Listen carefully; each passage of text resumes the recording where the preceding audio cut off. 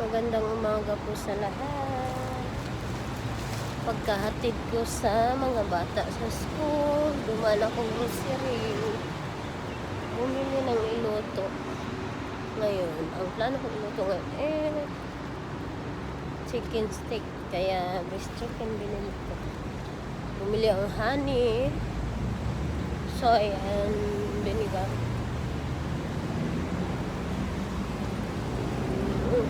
Dito ako sa Alpala Airport Road. Tatlong tindahan dinaanan ko ngayon para makabili mo. May share lang ako sa inyo, guys. Ewan ko ba, may mga taong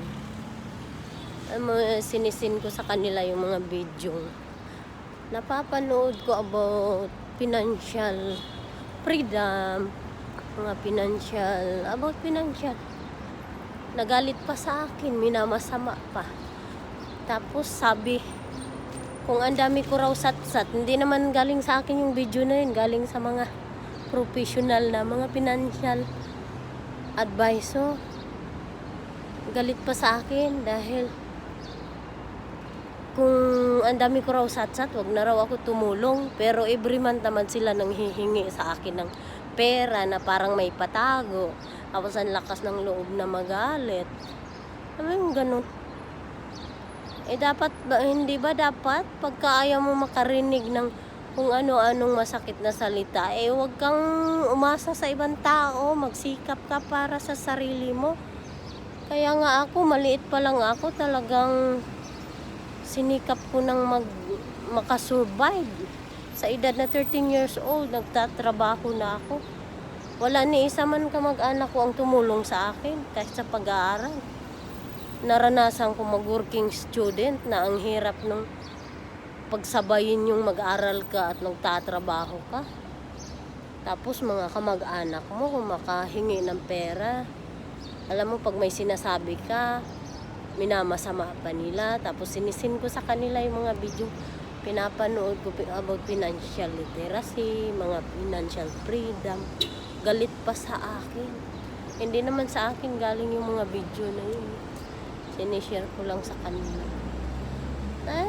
Negative ang dating sa kanila, pero sasabihin nila wag na lang daw ako magbigay kung ganun na lagi akong may sinasabi. Pero every month naman nang hihingi. Ano yun?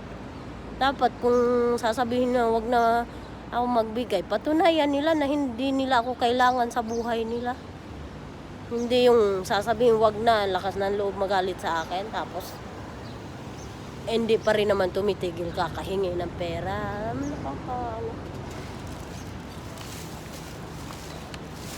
Tapos ang lakas ng loob na awayin ako. Gusto ko ngang mawala sila sa buhay ko para tuluyan na gumaan yung buhay ko Sa totoo lang, nabibigatan ako sa kanila. Pagka ganun na puro na lang sila pasanin, parang hindi ako makausap dahil laging may nakahatak sa akin pababa